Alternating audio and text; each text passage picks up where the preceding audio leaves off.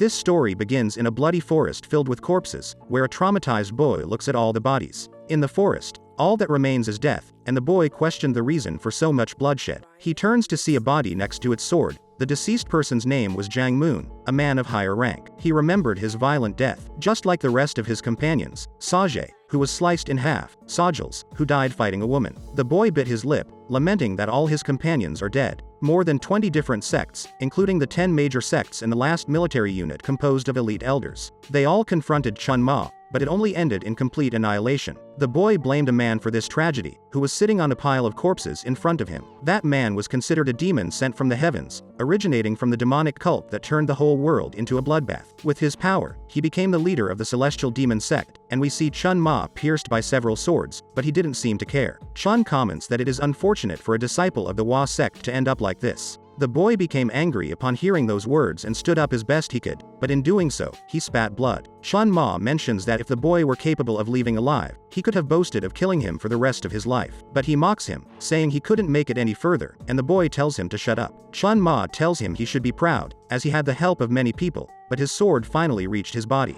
The demon extends his hand and recognizes the boy for his skill as a swordsman. The boy takes the hilt of the sword that was stuck in his body, hearing Chun acknowledging him as the best swordsman in the world. The boy pulls the sword from his body and yells at the demon to shut up, then quickly runs toward Cheonma. The demon looks at him, saying it's a shame that if he had given him just one more day, he could have become a more worthy man for his name. As the swordsman leaves, he leaves behind pink petals as he goes towards the mountain of corpses. Chun believes that all of this may also be his destiny and reminds the boy that this is not the end, repeating it over and over as the swordsman approaches. He mentions that when that end comes, the world will be taken over by demons, and no one will be able to stop them. The swordsman, holding the sword tightly, manages to reach the top and delivers a slash. Chun is struck by an energy in his neck, which intensifies, and his head flies off, rolling all over the mountain of corpses. The swordsman stands still and is relieved that the war is over. Soon, it starts to dawn. He believes that death is inevitably approaching and wonders what will happen to the Hua sect. The boy looks back. All members of the Hua sect died in the fight with Cheonma, as did the followers of the sect. The only ones left were some children whom he considered incompetent.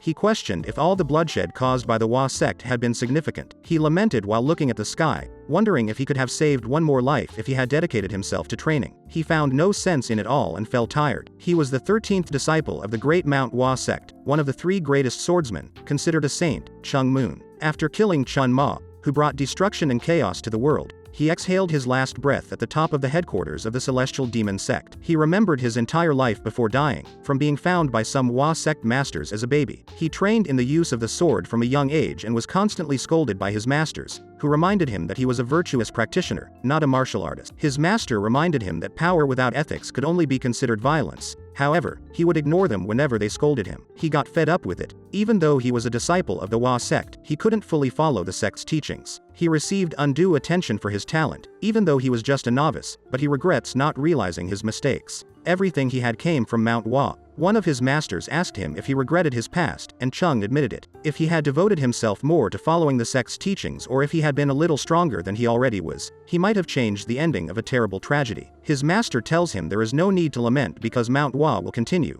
and no matter what happens, the sect will always exist. We shift to a scene in a neglected house. A boy wakes up and mistakes another young boy for Cheonma, worrying that he hadn't died. The boy scolds him, saying that everyone went begging, but he stayed asleep for too long. The confused boy doesn't understand what's going on but becomes upset that he's being threatened. He tells the other boy that he doesn't understand what's happening and asks him to put down the bamboo. The little boy starts laughing, and the confused boy looks at him, only for the little boy to reveal that he is Cheongmyeong, the saint of Plum Blossom Sword. He claims to be someone respected even by the leader of the syndicates, the union of the major sects. The other boy tells him that, for him, Chung is dead. Chung decides to teach him a lesson and tries to block the slow attack of the boy's bamboo. As he extends his hand while the boy attacks him, Chung wonders why his hand is so small and realizes he can't block the attack with such a small hand. He receives a strong blow to the head, and the boy starts yelling at him and hitting him angrily. Another boy enters the house, sees the beating Chung is getting, and leaves. Later, Chung sits by the lake's shore, wiping the blood from his nose. He had never been beaten like this, not even in the Mount Hua Sect, and he swears to protect all the people from all the syndicates, including the kind of person that little boy is. Chung looks at his reflection in the water and wonders who the boy he sees in the reflection is. He touches his face, confused, and wonders if he could be a reincarnation as mentioned in Buddhism. If he knew he was going to reincarnate, he would have entered the Shaolin temple. A boy approaches from behind and calls Chung. Chung recognizes him, and the boy asks if he's alright, saying that Wang Cho is always like that, but he went too far today by beating him up. Chung asks him 2 questions. First, he wants to know if he is a beggar, to which the boy responds that it's obvious. Now our protagonist laments why he had to reincarnate as a beggar and then asks if he knows Cheonma. The boy looked at him like he was crazy after that question. Chung asked him to answer, and the boy revealed that he knew Cheonma. He mentioned that Cheonma was the leader of the celestial demon sect who died 100 years ago. This shocked the protagonist upon hearing the number of years that had passed. He quickly grabbed the boy's shirt and asked if Cheonma had really died 100 years ago. The boy said he gains nothing from lying and told the protagonist that he wasn't allowed to reincarnate right after his death, making him feel alone in the world. Chung thought about the Hua Sect and asked the boy what happened to them. The boy looked confused and didn't know what Mount Hua was. The protagonist told him that being a beggar, he should know about the Syndicate Union, where the Hua Sect was one of the biggest sects that joined the Union. The boy had no idea what he was talking about and told him that the 10 major sects were Shaolin Temple, Wudang, Ashen, Kongtong, Qingcheng, Southern Island, Kunlun, Lotus, the Union of the Beggars, and Southern Edge. He revealed that there was no such thing as the Mount Hua Sect among the 10 major sects. This worried the protagonist to know that Mount Hua was not part of the 10 major sects and wondered how that was possible. He grabbed the boy's shirt. He couldn't believe that the villagers of Southern Island were part of the 10 major sects. He asked the boy if it was true that Mount Hua was no longer part of that group, and the boy mentioned that he heard about the sect's name in Shaanxi province. The protagonist recalled the map of the province and asked if he knew anything about it, and the boy thought about it and told Chung that Mount Hua probably fell. Those words left Chung shocked. The Hua sect was one of the 3 most prominent sects in the world, along with Wudang and the Northern Royal Family. The idea that Mount Hua had fallen frightened him. He let go of the boy. He didn't want to believe it until he saw it with his own eyes. The protagonist decides to go to Mount Hua, but the boy tells him he wouldn't do it if he were him because he might get another beating. Chung completely ignored him to ask more questions. He wanted to know what the name of the body he reincarnated into was. The boy responded that a beggar wouldn't have a name and said that beggars could call themselves whatever they wanted, but everyone called him Cho Sam. The protagonist touched his face and asked about his age. He thought the body might be around 15 or 16 judging by the skin. The boy told him that a beggar wouldn't know his age. Chung asked for the boy's name and the name of the boy who beat him up. The boy got worried that Chung wouldn't remember them, and he revealed that his name is Ku Chil, and the boy who hit him is Ku Pao, but everyone calls the latter Wang Cho. Chung tells him he will get revenge on what Wang did when he returns and asks the boy to remember the name Cheongmyeong. The protagonist left but came back to ask the boy which way Mount Hua was. The boy explained it to him, and then we see Chung running through the forest. He had planned to go on foot to the place, complaining about how slow he was going. After a while, he collapsed on the ground. His body was not in condition, and he got too tired just from running for a few minutes. He couldn't see himself making it to Shaanxi with his child's body. It was more likely that he would faint or die along the way. He thought of a trick to go faster. He lifted his face from the ground and planned to practice martial arts, promising that even the strongest would regret not focusing on the fundamentals when they were young. He could start training again. He approached a tree, wanting to find a place where he could avoid physical contact with the world. After finding an open space, he sat down and wondered what he should learn first. He already knew by heart all kinds of advanced techniques, martial techniques, and the history of the Hua sect. He even knew the methods of cultivating internal qi, but among all of them, he decided to learn equilibrium first. Equilibrium was a technique they gave away in illegal street stalls. His reason for learning it was that it was not a technique to be underestimated. They explained that equilibrium was a technique for the novices of Mount Hua. Everyone who entered the sect started by learning it. He began to meditate, and his hand was surrounded by a blue aura. Equilibrium not only served to increase the strength of qi but also to cleanse the impurities from the body. He slowly began to cleanse the energy in his body, and upon achieving it, he absorbed the pure qi from a tree, concentrating all that power in his dantian center. After a while, he managed to acclimate his body to the qi energy. For Chung, it was a small energy, but enough for it to eventually become unstoppable. He stood up to continue his journey, but he fell to the ground from exhaustion after using all his energy to learn the technique. Suddenly, the spirit of his master appeared in the sky, reminding him that sometimes he forgets to use his brain. The protagonist shouted in annoyance, questioning how he will reach Mount Hua with the pace he's going. Later, in a village, two boys approached their brother, who was resting. They informed him that a beggar was stealing all their money, pretending to be miserable and causing people to pity him. The man got angry upon hearing this and told his brothers that the three of them would teach him a lesson. The three of them found the protagonist eating, and the man called Chung several times and even shouted at him, but he ignored them. Chung turned around and asked them if they were talking to him. The man was surprised that a child was speaking to him that way. He cracked his fingers, threatened Chung, saying that because he's young, he can leave without harm, but only if he leaves the food he stole. Chung looked at his food and told them that they should be ashamed of trying to take what he was eating. The protagonist stood up and prepared himself a little, throwing a couple of punches in the air, then turned to look at the brothers. His dantian was still not perfect, but with what he knew, it was enough. He felt like he had gotten used to his new body, so he asked the three of them to attack him all at once. This greatly angered the eldest brother, who gave the order to kill him. The other two approached to hit Chung, but he dodged the first blow by moving his head to the side. Without hesitation, he countered the beggar's punch with a strong blow directly to his face, knocking him down effortlessly. In front of them, he exclaimed that he was the saint of the plum blossom sword from the Hua Sect. Then we see a scene of the three brothers injured from the beating the protagonist gave them. They apologize to Chung and call him boss and beggar.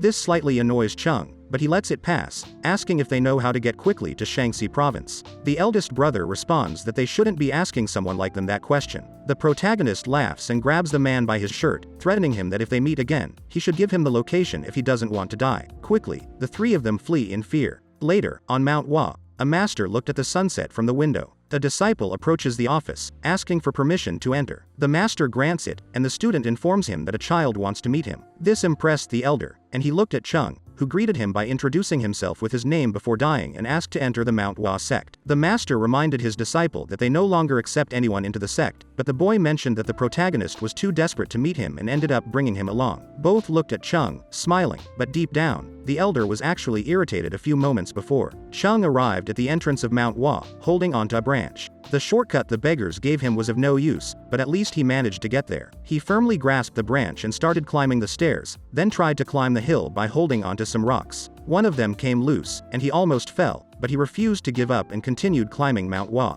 In the evening, the protagonist finished climbing the hill, looked at the entrance, and wondered where the sect's sign was, the one his master Sehyang Jang cleaned every morning. Seeing everything so changed was driving him crazy. Someone heard all the noise and opened the door, asking who was there. After fully opening it, he saw the protagonist and asked if he came alone and how he managed to get there. Chung replied that he had just climbed up and asked if the person was a martial practitioner of the sect. The person replied yes, and this made the protagonist happy to know that the sect didn't completely disappear. The man offered him to come in, as the sect was not accepting any outsiders, but it was already too late to go back, and they couldn't let a guest go down the mountain in the middle of the night. Chung entered the academy and was amazed by the place, wondering why the floor was now just dirt and not marble stone. He decided to calm down and thought that they must have desperately sold them in some severe monetary situation. The protagonist smiled and told the disciple that the training ground was very spacious and nice. He soon noticed that the celestial golden palace was not in its place, so he quickly asked what was missing in that area and if there was ever something there. The disciple replied that it was also obvious to him and mentioned that apparently, there were palaces in the vacant lot, finding it curious that a child knew about it. The man asked the protagonist to follow him and guided him through the palace. Chung thought that probably the sect had been struggling hard to prevent Mount Hua from disappearing until now. Both arrived at the Yuan Temple, a place where guests had their duties. The man asked the protagonist to enter and pay respects to the ancestors. Chung entered and noticed that some things were missing: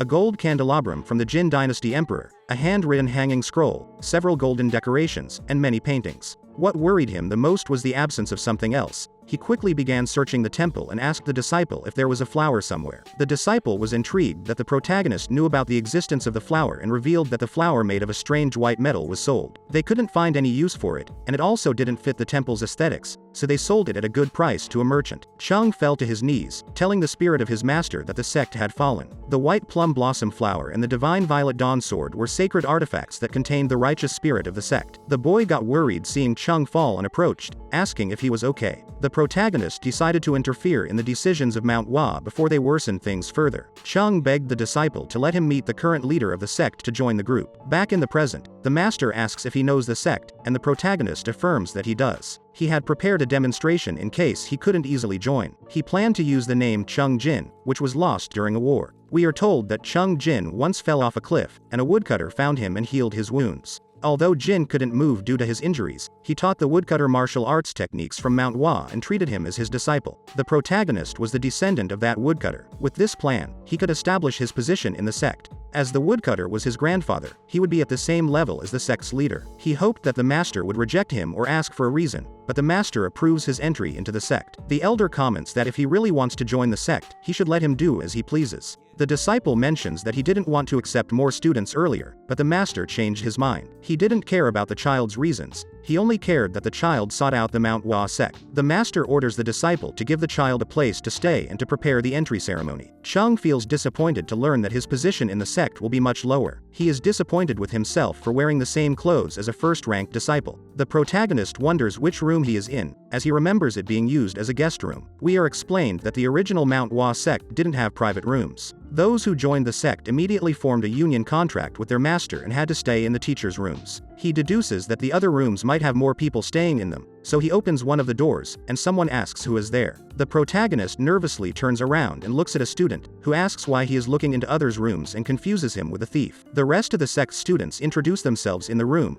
all asking if something is happening. The student's name is Ghoul. Ghoul tells another student named Sehyung that they were spying on a room. Soon, a teacher appears, asking for silence and scolding them all for not training and causing trouble in the dormitory. Everyone apologizes to the teacher, Sosik. The latter asks for the protagonist's name and introduces himself. Sosik recognizes him as the newcomer to the White Plum Blossom Flower guest house and suggests that he should rest since it's late. He also informs him that his training will begin tomorrow. After this, Sosik orders the rest to return to training, and Ghoul turns around and threatens the protagonist with giving him a lesson later. Chung says nothing, thinking that he should pay attention to all of them as they will be the successors of the sect. During the night, Ghoul and the protagonist meet. Ghoul asks Chung to take off everything he is wearing, arguing that it is something men do to get closer to each other, undressing, hitting each other, and dancing. Chung asks about the house guest advisor, and Ghoul replies that Sosik doesn't train in the afternoon, getting annoyed with the protagonist and deciding to beat him up for talking too much. The protagonist warns Ghoul to flex his neck muscles and punches him hard in the face, sending him flying against the ceiling. Chung asks them if they really dare to beat him up, and all the students kneel before him, with one coming to massage his shoulders. The protagonist comments that he should put more effort into the massages since he is treating him specially as the great Sehyung. The latter responds that he will do his best. Chung asks Ghoul to come closer, saying that he is not used to the Mount Hua Sect and asks about the Celestial Golden Palace. Ghoul asks if he knows the Saint of the Plum Blossom Sword, and the protagonist replies that he does because he is that person. Ghoul recounts that according to Sosik, the Saint of the Sword played an important role in the defeat of Cheonma. But after that, the remaining groups of the Celestial Demon Sect became furious and forced their way to the Zhongyuan region. They managed to force their way to Mount Hua and set the entire mountain on fire, and since then, they haven't recovered from the damage or the skill they used to have. Chung is astonished to hear that, understanding that the reason the Hua sect fell was his fault. We then see a scene between the protagonist and his master, both discussing the usefulness of the Tai sword technique, which lacked Taoist aspects and power. While eating a cookie, Chung suggests removing the technique so that the disciples don't become interested in it. The master agrees and reveals to the protagonist that he didn't just call him to talk about the usefulness of a technique. This confuses Chung, and the master gives him the opportunity to take some disciples. He asks what teaching method he will use, and the protagonist responds that he will beat them until they are on the brink of death and make the impossible happen. After those words, his mentor doesn't allow him to have disciples. Back to the present, the protagonist is informed that the advisor Gum is calling him to participate in today's training. We see Gum teaching all the disciples, and the children prepare their swords and use the spinning blade technique. Chung watched the training with embarrassment and asked what type of technique it was. The sect leader replied that it was called the Sword of Balance, a fundamental sword technique to master before learning the rest of the Mount Hua techniques. The protagonist felt even more embarrassed to know that it was an important technique. He was annoyed because they were preventing the children from becoming stronger. He took a wooden sword and joined the group, questioning what good the technique would be without the proper fundamentals. The disciples looked at Chung sideways, and he looked up at the sky and asked one of them about the other techniques they learned. The boy replied that after learning the Sword of Balance, they could use the Sword of the Seven Sages. After that, they would graduate from the Plum Blossom House and learn the Lesser Qing sword technique. Chung sighed in frustration, and the boy explained that from the Lesser Qing technique, they could learn the sacred technique of the Mount Hua Sect, the Tai sword. The protagonist was taken aback by the name, recalling his conversation with his master about removing the technique for future disciples as it lacked Taoist aspects and strength. This annoyed Chung since his master didn't fulfill the agreement to replace the technique with the 24-movement sword technique. Gum overheard the conversation and asked the people talking to come up. At night, Chung visits Ghoul Ghoul's room, and Ghoul receives him nervously. The protagonist asks him not to be so formal and requests a favor. Ghoul asks what it is, and Cheong mentions that he needs everyone to gather in front of the White Plum Blossom guest house at 5 in the morning. He then asks Ghoul to prepare several things. Confused, Ghoul asks if he really wants him to make those preparations, and Cheong asks if he can't do it. Ghoul replies that he can handle it. The protagonist bids farewell to Ghoul and contemplates the future of the current Hua Sect. They lacked wealth, technique, and talent, so he wasn't surprised that the sect lost its power overnight. Of the three things, the only thing he could handle was talent. He didn't see much in the current disciples, but he would still try. Everyone gathers in front of the entrance, annoyed at being called at such an early hour. One of them criticizes Ghoul and the great Cheongmyeong, saying that a leader shouldn't do that. Cheong interrupts, asking if he is referring to him as the leader. The boy responds yes, claiming that he's making them gather at 5 in the morning and doesn't respect their elders. The protagonist kindly approaches the student and offers to have a chat inside the temple. A group enters with them, and the others notice that the building is shaking. All the students run away out of fear of the temple. He looks at the rest of the group and asks them to be a little quieter, or they'll wake up Sosik. He joins his hands and reveals to them that they will train together at that time every day. Dawn arrives, and Sosik wonders why the students didn't give him their morning greetings. He gets out of bed and remembers the protagonist, thinking that the whole group would be tired after the strange initiation ritual. He puts on his uniform and leaves his apartment, surprised to see all his students tired and begging for help. He worries about their poor condition and asks what happened, but none of them respond, and he suspects they are disobeying him. He looks at an exhausted Ghoul and notices the protagonist behind him, carrying 2 stones with a sword. Cheong was exercising with them, lifting them repeatedly 10,085 times. Cheong notices Sosik and greets him,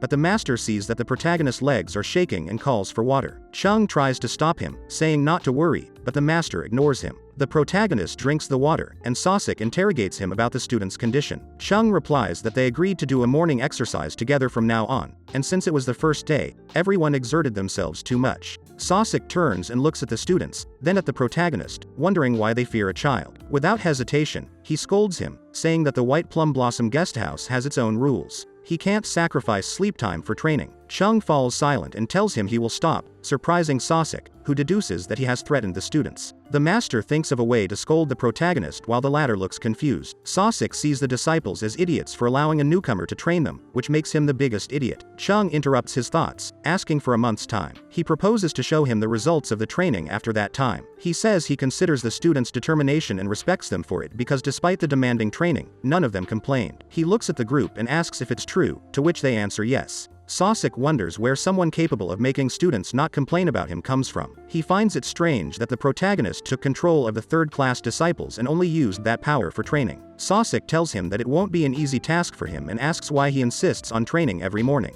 The protagonist replies that they can become strong with the teachings he has already given, but with his additional training, they can speed up the process. He says that's the reason he sacrifices his sleep time. Sosik asks him what the most important aspect is when dealing with students, and Cheong says it's the courtesy of considering their words as if they came from heavenly beings. This surprises the master. He didn't expect the protagonist to maintain hierarchy among the disciples. At that moment, he becomes interested in the mystery surrounding Cheong. Sosik looks at the students and praises them for willingly participating in the training, so he gives them permission to do it for great results. The students wonder why Sosik isn't saving them, and he quickly leaves. Cheong overhears the disciples asking to be saved and cracks his fingers, smiling, and asks them to talk inside the temple. This frightens the students, and the protagonist gives them a lesson. Several days later, we see the protagonist meditating with his dantian, which is starting to stabilize. During that time, he discovered many things about the Mount Hua Sect. The White Plum Blossom guest house is actually a private dormitory. It was desperately made to form contracts with disciples and masters. He also learned that the sect leader and the lineage are weak, and their strength doesn't compare to what Mount Hua was 100 years ago. As a result, the disciples are even weaker, and some of them entered the sect to make social connections. But that won't matter anymore because now he is present. Cheong opens his eyes, finishing his meditation, and stands up. We switch to a scene of all the students having dinner. One of them drops a piece of their food and complains that they can't train to the point of not being able to eat. The boy asks Ghoul if he can tell something to the protagonist because he's going crazy not being able to handle his chopsticks. Ghoul tells them they talk too much, leaves the chopsticks on the table, and asks why the boy doesn't go and tell him directly. Ghoul gets up from the table and asks Cheongmyeong for a little time, and they both leave the temple. Cheongmyeong comments that he looks quite refreshed, and Ghoul asks him what he thinks of the sect. The boy finds it difficult to answer. Ghoul reveals that everything will end when he can return to his hometown, unlike Cheongmyeong. He wants to know if he really plans to spend his whole life on Mount Hua. Sehyoung doesn't say anything, and Gul continues talking. He thinks the sect is finished. The boy tells him not to be so disrespectful, as he's saying it lightly. Gul changes his mind after Cheongmyeong joined the sect. Even though he forced them, no one ever demanded so much in training before. Seeing how Cheong trained much more intensely than the rest and didn't get tired, it motivated him to work harder. Gul turns to Sehyoung, saying that he will strive to become a master capable of leading the entire world. This makes the boy happy, and he smiles, saying that he shares the same thoughts. Cheong listens to them from atop a tree and is pleased that 2 disciples have been motivated.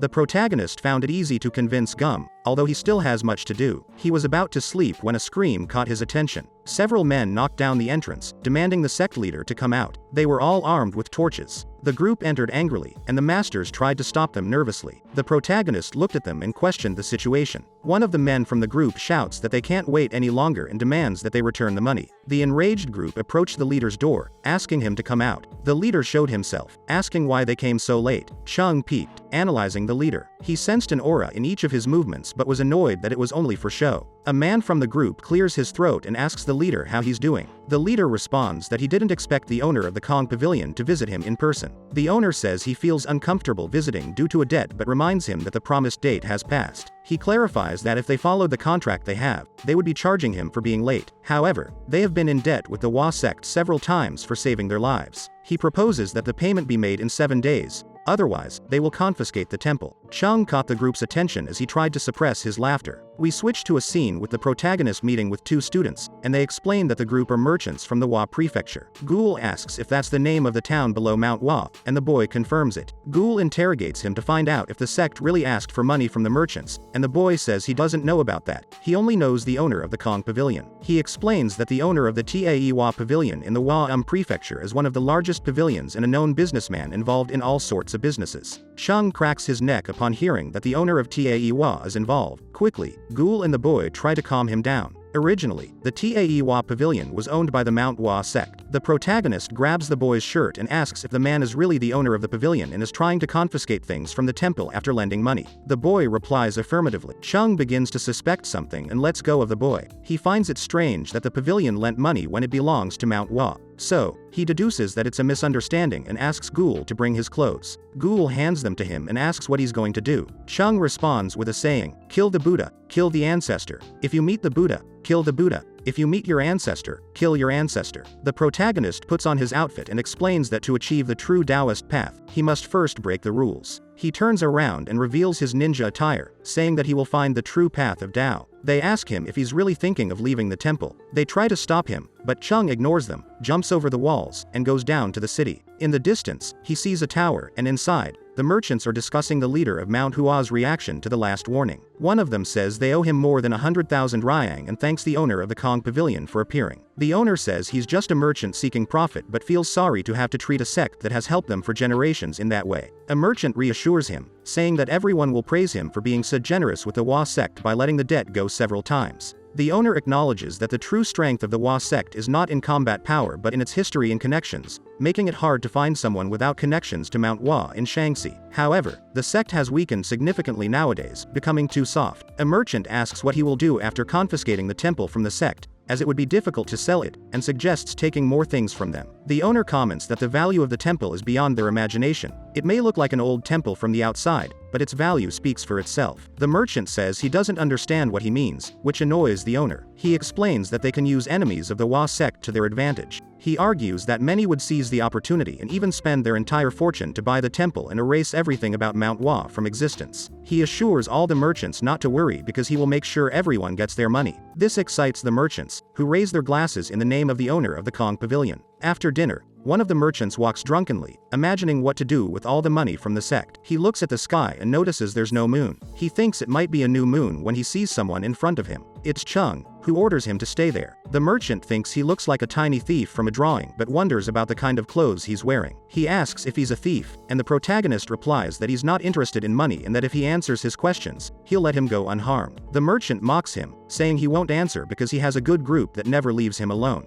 And so, a group of bodyguards appears. One of them asks if they can kill him, but the merchant asks them to capture him so he can talk. The man leaves, leaving his bodyguards to fight. He stops when he realizes he went too far, but then a loud sound catches his attention. He turns to scold his bodyguards and is surprised to see the protagonist defeating them all in seconds. Cheong asks the merchant to come closer and threatens him again, saying that if he had answered his questions instead of attacking him, he would have left him unharmed. But now, he's going to make sure he can talk and prepares to hit him. After the beating, the merchant asks what the problem was, and the protagonist threatens to hit him again if he doesn't answer properly. The merchant apologizes, and Cheong asks if he lent 100,000 nyangs to the Mount Hua Sect, which the man confirms. The protagonist comments that even if he sold all his clothes, there's no way to make 10,000 nyangs, let alone 100,000. The merchant explains that's how the high interest rate works. If he lends money with a high interest rate and they don't pay, the interest keeps increasing. If the time extends, then the interest can be higher than the capital. Cheong hits him hard on the head, saying he shouldn't be proud of that. Then he asks if he is the owner of the Hua fabric store, which the merchant affirms.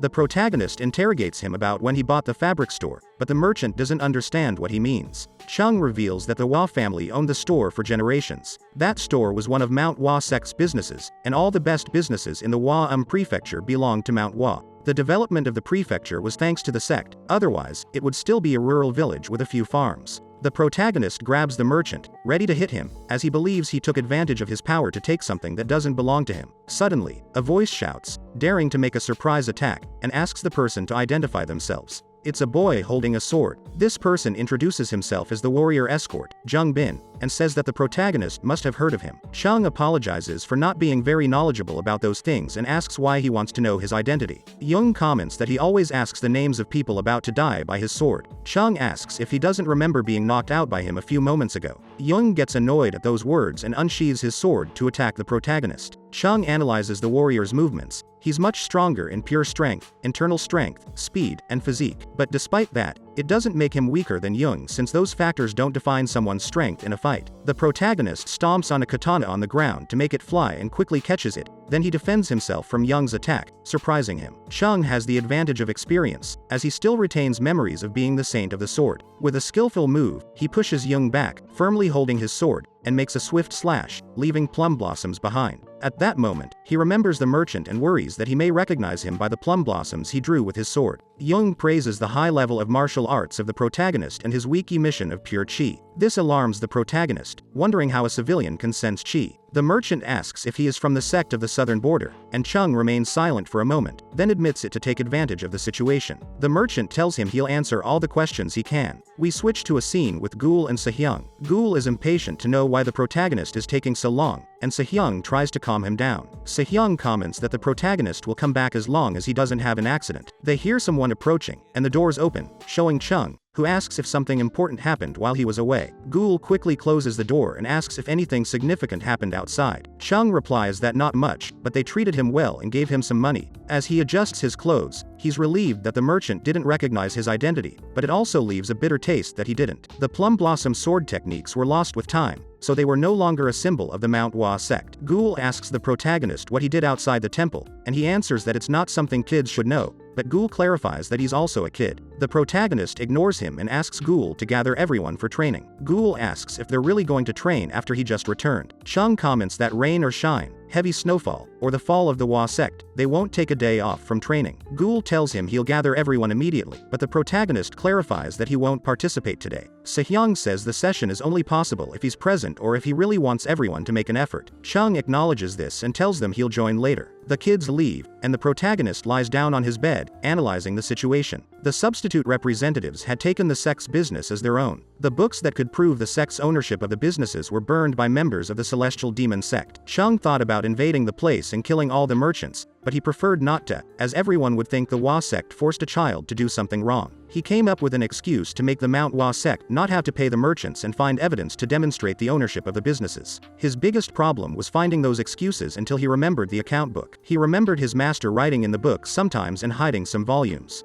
He imagined that the rest should be in another place, as it was impossible for there to be so few books if the sect owned many businesses. He thought they could be in the secret warehouse that only the sect leader could enter. He had heard rumors about the place before since it was a secret warehouse. He deduced that the place could be close to the office and thought about the hills behind the office, specifically underneath them. Cheong opened the window of his room and went out to search for the warehouse. He wanted to find it without touching anything, if possible, to avoid problems. A light surrounded the mountain, and the protagonist fell to the ground exhausted. He had no way to search the entire mountain faster, so he constantly concentrated his chi and expelled it into the ground to detect an empty place. After trying several times, he finally found something. He quickly took his pick and began to dig until he found some bricks. He removed one of the bricks and peered inside. It was a corridor. At that moment, he saw someone approaching. It was the sect leader. He looked at him, touching the door, wondering if that cracked wall was the entrance to the hidden box. But he realized the leader wasn't doing anything. He understood that the study of martial arts was declining, just like their wealth. Leading Mount Hua in that situation must be depressing. He wondered how the leader would feel, having spent his entire life protecting the sect and now seeing it crumble without being able to do anything to stop it. But he couldn't share that feeling with anyone since everyone relied on the leader, and as a result, he had to endure the pain and sadness alone. In the midst of dawn, the protagonist descended into the corridor when the leader left. He felt guilty, approached the door, and tried to open it with his chi. He noticed the energy bouncing back. It was eternal metal, one of the strongest and most expensive metals in the world. The size and thickness of the door were such that even the strongest master in the world would barely be able to cut it. He understood why the leader didn't try to open it. However, he had a problem. He couldn't open it with all his power either. He remembered that his master's level of martial arts wasn't strong enough to cut eternal metal, so he thought there must be a way to open it. At that moment, he realized that the marks on the door weren't attempts to open it, but they resembled the 24-movement plum blossom technique, the bamboo leaf technique, and the balanced sword technique.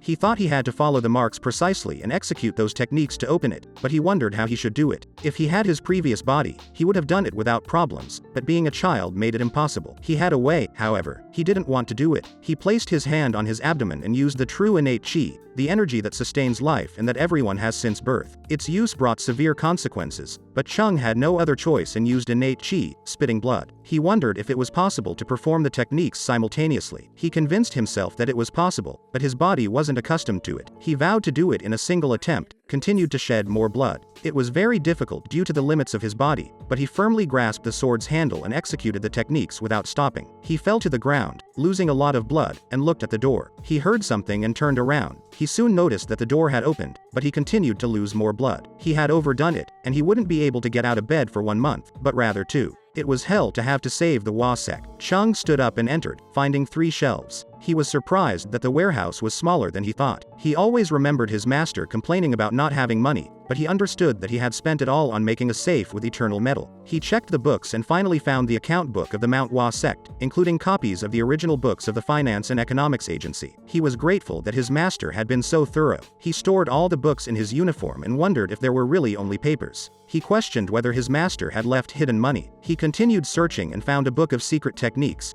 wondering if it had been used before, but he realized it had never been used. These were martial arts techniques forgotten by the Mount Hua Sect. He deduced that they might contain techniques that were agreed not to be passed down to future generations. He held the book tightly and promised to bring the sect back to its glorious days and make it even stronger than before. He noticed that the 3rd shelf only had 1 scroll. He checked it and found that it was a writing by his master about the role a sect leader should have. He closed the scroll and prepared to deliver the things, but he stopped when he noticed something more closely about the safe. He remembered his master always maintaining symmetry and being very organized. It seemed suspicious to him that the 3rd shelf was empty. He checked the shelf and moved it to the side, finding an underground entrance. He descended and saw a pile of gold ingots, well-organized treasure swords, books of secret techniques, and many gems. He grabbed the gold ingot and was surprised to see a cat's eye gemstone. He started laughing now that he was rich. We switched to a scene of the sect leader looking out the window of his room. He was upset and worried about the meeting he was going to have with the leader of Kong Pavilion in 5 days. Someone called the leader's name, and he went out,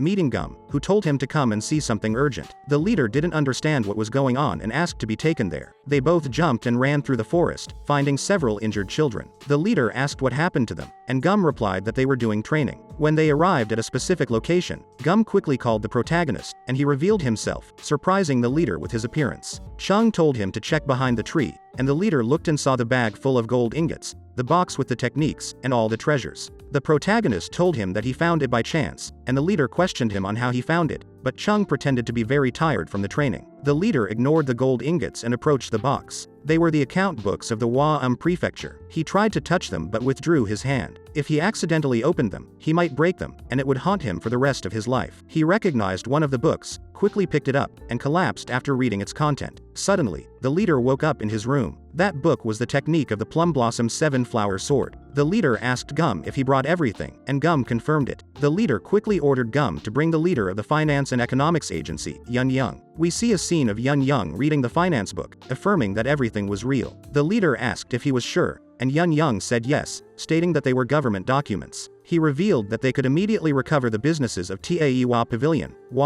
and the value of all the gold ingots exceeding 100,000 niangs. This relieved the sect leader, thinking about the protagonist, believing that accepting him into the sect was the beginning of great fortune. The leader stood up from his seat, having decided to confront the merchants after confirming that the accounts were real. He requested a meeting with all the personnel related to the account books of Mount Hua. Several days later, we see the pavilion leader and a whole group ascending the mountain. All the merchants wondered why the leader called them so suddenly and discussed whether he had the money ready. The pavilion leader clarified that 100,000 niangs was not a small sum of money and believed that the sect would plead for mercy since it was impossible to get so much money in a short time. Everyone began to speak ill of the leader for being a debtor, but the pavilion leader warned them to be careful with their words. One of the merchants suspected something since he found it strange that the sect could pay after meeting the protagonist. The merchants arrived at the gate of Mount Hua, doubting whether they really wanted to ruin the sect to its disappearance, but they remembered the money and didn't care. Even more so when they learned that the total debt amount increased considerably over time. Gum received all the merchants and guided them to the sect leader.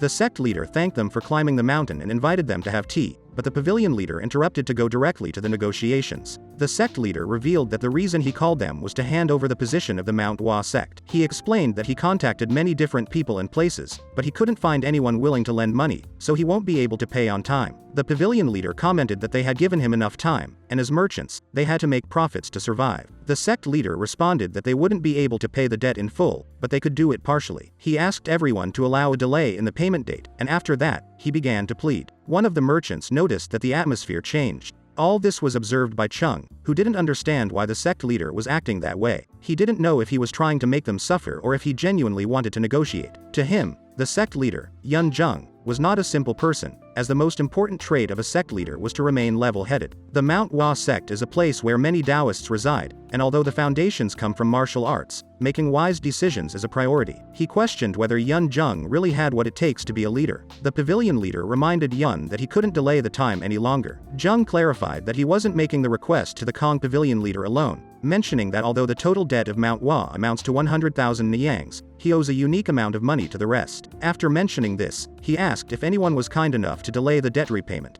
The pavilion leader asked if he was capable of reimbursing immediately those who refused to accept the request. Yun responds that although the sect has declined since the past, it doesn't mean they have nowhere to turn. They won't be able to pay the entire 100,000 niangs, but they can prepare a part of it. So, he begs them on behalf of the sect that those willing to delay the payment today will receive their money. The pavilion leader tries to explain something, but he is interrupted by one of the merchants who asks if they will receive payment in the future. He directly asks if it's not strange that the Mount Hua sect could collapse any day and suddenly be able to pay. He wants to know how he can trust their words or accept that offer. Yun Jung asks him if the name of the sect and its history have no value, scolding them for disregarding the history and taking the name so lightly. He mentions that the sect has always been with the Hua prefecture throughout time, passing down energy and spirit through generations. After this speech, he asks them to reflect on the meaning of the sect. At that moment, the pavilion leader breaks the silence. He comments that the merchants willing to delay the payment will step aside, while those unwilling will remain standing where they are, and he warns the merchants that each will be responsible for their own decisions. All the merchants began to hesitate, and the pavilion leader started mocking and showing Yun that no one is willing to delay the payment. However, he was interrupted when one of them steps forward. It was the owner of Yu's store. The rest of the merchants ask him why he is taking such a risk, and he replies that he realized he was being foolish. He mentions that the Kong pavilion leader is not from the Hua prefecture, and that the sect has significant meaning. He tells them that everyone in the Hua prefecture grows up listening to stories about the Hua sect. Moreover, children are always encouraged to enter the sect and become the world's best martial arts master.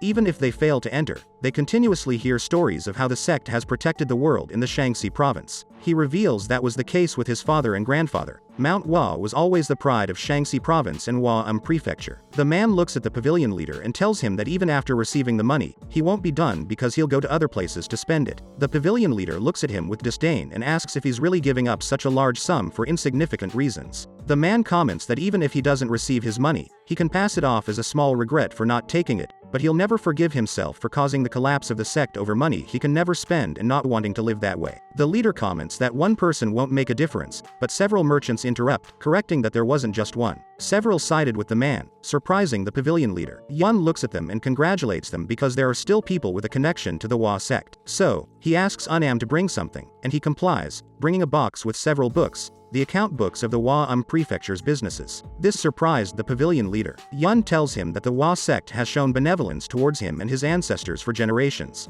but they betrayed that instead of paying their debts. He reveals to everyone that from now on, according to the books, Mount Hua will take over their businesses. In addition to seizing all the wealth they gathered through those businesses until now, the merchants wonder what he's talking about, and the pavilion leader asks how he can be sure it's not a forgery. Yun orders them to bring the finance leader, who presents himself and comments that forgery is something to consider. This delighted the merchants on the pavilion side, but Yun clarifies that they already sent half of the account books to the Hua Prefecture office 2 days ago. He mentions that if the government soldiers start retaking the businesses in the market while they are away, there's nothing he and the merchants can do. Validating the accounts in 2 days was enough time. This upset the pavilion leader, who shouted at the sect leader. Annoyed, Yun tells him that he has no right to shout and neither does he have the right to help those who betrayed Mount Hua when they needed their help. So, he asks the leader to leave, and everything will end when he arrives at the Hua Prefecture. The pavilion leader thinks that if they had done things properly before, they would have taken everything, but he'll let him leave with the riches. The leader promises that he won't forget the trap they set for him and leaves. Yun looks at the remaining merchants. He comments that nothing changes, that the businesses belong to Mount Hua,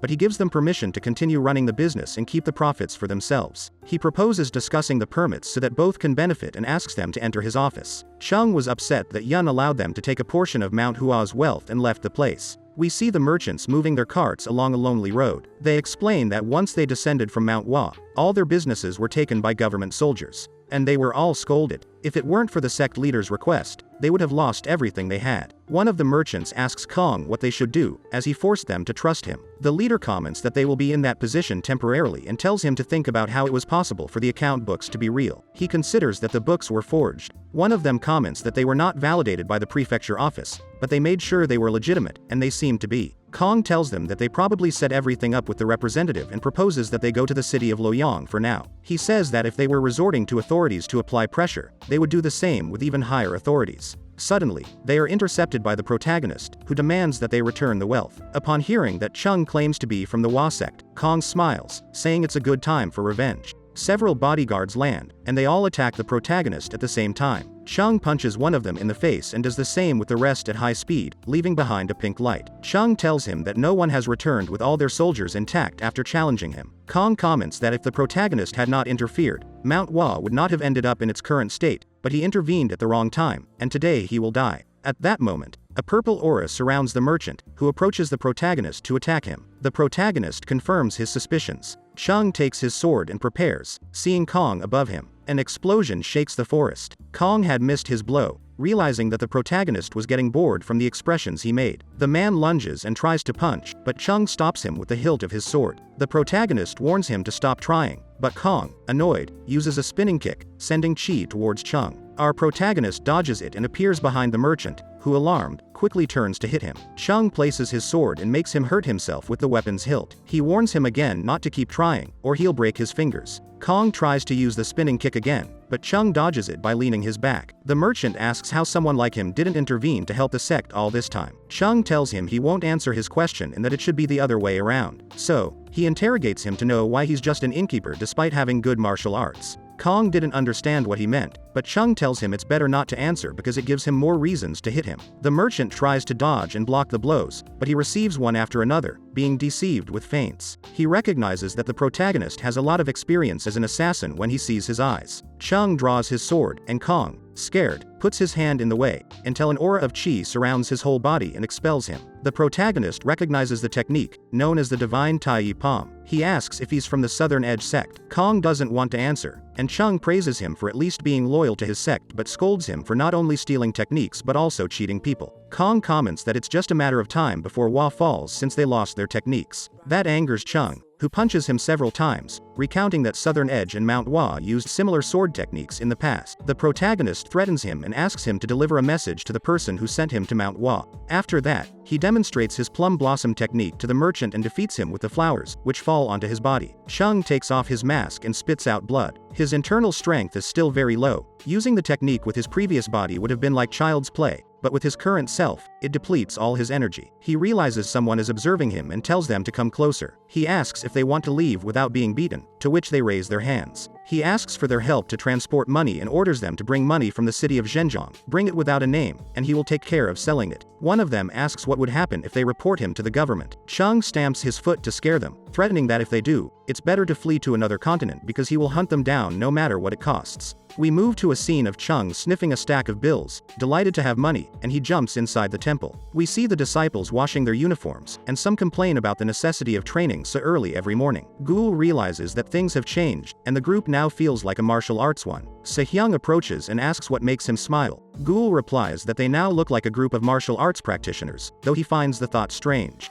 Sehyung encourages him, saying he feels the same way. One of them comments that it's time to return, and they all leave with a leap. Previously, the disciples would only kill time until it was time to climb the mountain instead of training properly. Ghoul is happy that the sect is changing since Cheong arrived and hopes that the future will change significantly. The disciples are surprised to see several workers repairing the temple. They see Sosik giving orders, and Sehyung Yoon Jong asks what's going on. Sosik replies that they are all workers, and they are planning to repair the entire temple, as it is old and in the worst condition. The master orders them to go help the workers, and they accept, confused. At night, they are all amazed to see meat on the sect's table and thought it was a dream. Everyone is delighted and enjoys the dinner. We see Ghoul and Jong talking about how they like how the sect is using the money. Jong is impressed that Sosik's behavior has changed. They saw him laughing and enjoying being in the temple all day, something they had never seen before. Ghoul asks for his opinion about what will happen from now on. Jong replies that the sect has gone through rapid changes, so they must be prepared for whatever is coming. Not everything is monetary prosperity, and he reminds Ghoul if he saw the books inside the box. Ghoul confirms it and remembers that Cheong led them to the treasure with his terrible acting, and they wonder how he got hold of them. Jong warns him that they are inevitably caught in the storm of changes in the sect, so they must be ready for anything. Ghoul tells him not to worry and asks about Cheong, as he hasn't seen him since the morning. Jong replies that he is in a meeting with the sect leader because he wanted to see him. We transition to a scene of Cheong with Yun. The latter tells him that it is normal to reward people who achieve great feats,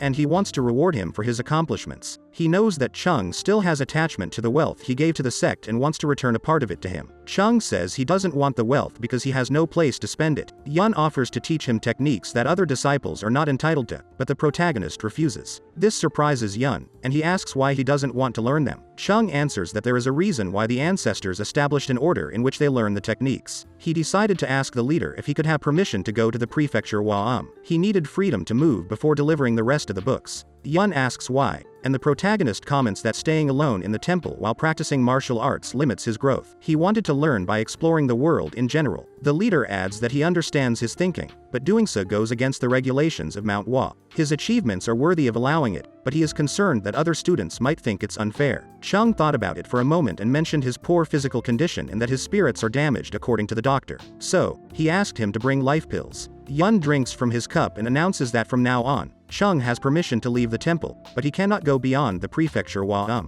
Cheong tells him that he had already denied him that, but the master ignores him and escorts him out of the office, saying that any problems outside the temple he will have to take responsibility for. The protagonist asks about the life pill, but Yun closes the door. He then questions the masters about their opinion of Cheong. They are amazed that he understands the Tao's way, even as a child, and they perceive wisdom in his way of speaking. One of them thinks that when talking to Cheong, they don't feel like they are addressing a child. They sense the spirit of a Taoist in him. Yun asks one of the masters what he thinks about the protagonist. The master replies that he has no eyes to evaluate people. The leader responds that he should have been able to feel something when he saw him. The master says that he felt he is a child who doesn't act childishly, which surprises An because he felt the same. The master adds that some children who have difficult lives or are deep thinkers tend to develop these characteristics. But he clarifies that this doesn't make them adults. They are simply children who are more mature compared to others. He mentions that the protagonist sometimes acts like a true adult. Yun asks if he means that he is corrupt, and the master tries to correct him, but the leader interrupts, not wanting to give it a deeper meaning because he is just a child.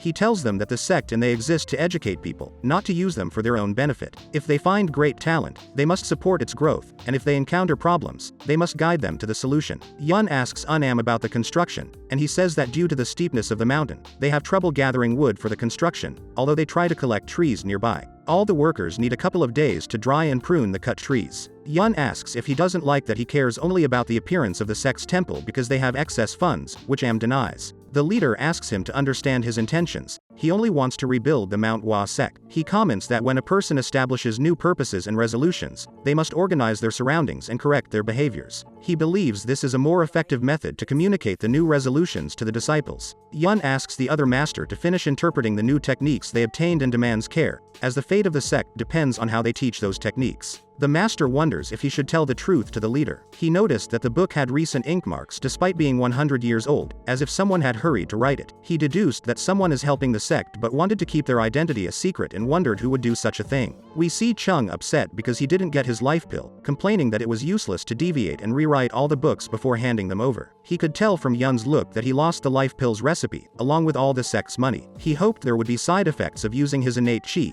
but they were much more severe than he expected. His body wasn't healing as fast as he thought it would, and at the current rate, it would take half a year to fully recover. He felt terrible that someone so young would miss half a year of training. A child's body is continuously surpassing growth and changes, and due to this, there is an ideal time period to build the foundation of inner strength. Once that ideal time period is lost, it will never come back, and he needed a way to recover urgently. He remembered 2 ways to recover pure innate chi. He could consume a life pill or get help from some kind of chi transfer technique. But at the moment, there was no way he could find someone to transfer his chi. In his time, life pills were everywhere, to the point that he used them to cure his hangovers from alcohol. At that moment, he remembered where he could find life pills. We see Chung running through the forest, arriving at the disconnected cliff. It was a cliff known to be the most dangerous and steep among the 5 great mountains. The place he was looking for was in the middle of that cliff, a secret that only he knew in his time. In the middle of the cliff, there was a small cave that could only be found by climbing. The disciples were prohibited from using the cliff as a training zone due to its danger, but thanks to that, he found the best hiding place from his master. He analyzed the situation. If he had his previous body, he could climb up in 2 jumps, but with his current state, he couldn't do the same. He thought about going down the cliff, although it was more dangerous. He tied a rope to a tree and descended. That cliff was known to have no place to step or hold onto.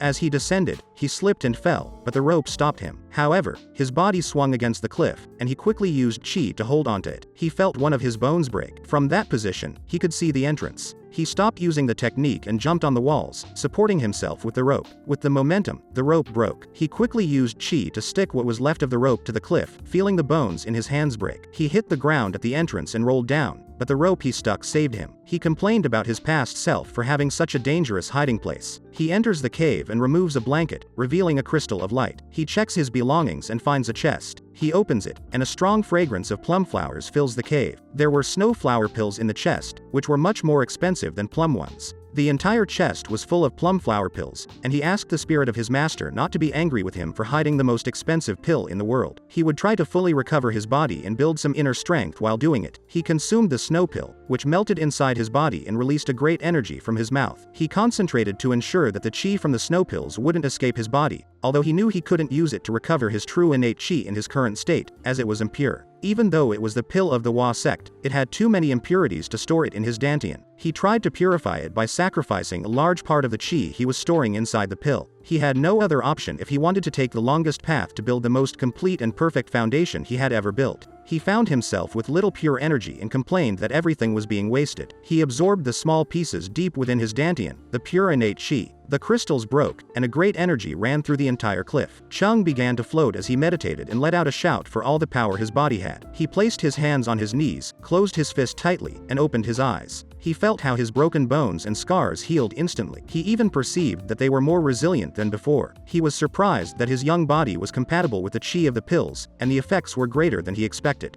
All the impurities in his body began to filter out, feeling his meridians expanding. However, he wondered why his heart was beating so fast. The backflow chi from the lower dantian had passed through the middle dantian, feeling like a huge oceanic wave, and he couldn't control it. If it passed through his upper dantian, his inner strength would go out of control. He quickly touched his chest to try to stop the flow. A voice asked the protagonist if he was a Taoist or a martial artist, recognizing him as his brother. The voice told him that artists try to oppress and control the flow by force, but those who follow the path of the Tao let it be. The voice asked if he thought he could do something with the world's flow by trying to oppress it, advising him to leave things as they are and let them flow as they should. Humans were part of nature and couldn't be exempt from the magnificence of nature. Cheong was transported to a water room, where he observed some ruptures of qi, and he was in his upper dantian. The cracked wall was the entrance to his upper dantian, and he wondered how damaged his body was. He approached and touched the wall, feeling a strong vibration coming from beyond. It was only a matter of time before the qi passed through the upper dantian. He was in a riskier state than he thought.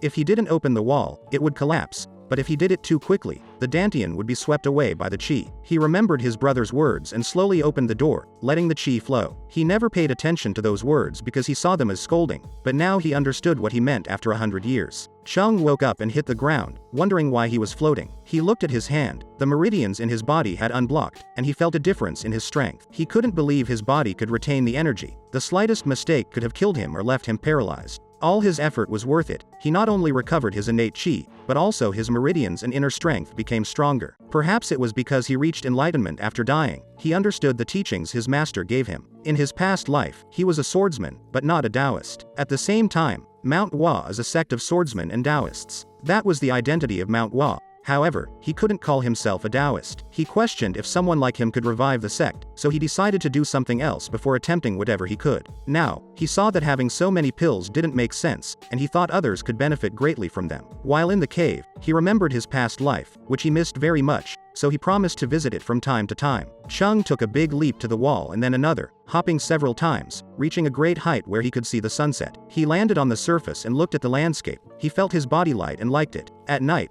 the disciples woke up complaining about the cold, sleep, or fatigue. They wondered how much longer they had to continue training and started talking about Cheong's strange behavior and whether the rumor was true. One of them asked about the rumor, and they answered that some suspected that the protagonist was experiencing qi overload. They argued about his poor condition and shortcomings in training, and they all thought they could skip training if they attacked the protagonist in his worst condition. Ghoul was going to scold them, but Zhang tells him to let them be, as they will eventually find out the truth. The temple doors opened, and Cheong appeared, surprising everyone, wondering how he looked so renewed. The protagonist apologized to them for missing due to his poor condition, and the students didn't understand what was happening. Cheong ordered them to run. Without hesitation, Zhang and Ghoul left the temple to climb the peak of the mountain. Cheong found it amusing that they were trying to rebel, but he liked their courage for attempting it. In the 1,000 years of Murim, there were many individuals who reached the position of the strongest in the world on their own. But one person alone cannot make an entire sect prominent. To ensure success, all members had to be strong. He thought about rebuilding it and making it stronger than it ever was. In the morning, all the disciples were exhausted. However, Zhang was the only one able to stand. Ghoul understood why he was considered a prodigy in the sect. Cheong carried several rocks and complained that everything felt too light. He tried to ask them for some bags, but he saw everyone lying down. He decided to postpone the training and gave them permission to eat before coming back in the afternoon to continue. In the dining hall, Zhang asked why they couldn't eat, and one of them said they would vomit if they did. They complained that the training was too extreme and asked Zhang to talk to Cheong. So he asked for Ghoul's opinion. Ghoul commented that the sessions were getting harder every day, to the point where their bodies couldn't keep up. And he believed it's best to keep everything as it is, and if nothing changes, they can talk to him. Zhang said that if that moment comes, he will be the first to speak. We see Ghoul resting. He felt his body was too exhausted and wondered if he could endure another training. He fell asleep until a voice woke him up. It was Cheong. He said it was difficult to get and gave it to him because he is him. Ghoul recognized the life pill, and the protagonist asked him to keep it a secret from the others. He asked him to eat it, and he would help him. In the morning, the disciples trained with the sword, and the master noticed that everything felt different. He perceived that the balance of everyone's sword had improved significantly. So he proposed to all the students that if they continued to work hard, he would teach them the Tai Yi Flummox technique. That motivated the disciples as they felt that they had indeed improved this time. Yun appears asking for gum. They both meet in an alley, and Yun hands him the Equilibrium Sword Manual, asking him to go to the last page. It was an explanation about improving techniques and adapting them to modern times. Gum asks if the Equilibrium sword was abandoned because it required too much training. Yun said he came to ask for his opinion. Gum says they changed techniques because they had little time, and the sect was about to collapse at any moment. Yun acknowledges this, and that's why he wants to know his opinion. Should they continue with the changes or follow the will of their ancestor? Gum responds that he doesn't want to follow the will, as the new technique comes from the same roots but is a different technique. He argues that the disciples learned quickly and adapted to the new technique. Teaching the old one could harm them, as they needed their trained bodies and seriousness. Yun asks what he just said, and Gum realizes that the disciples meet the requirements.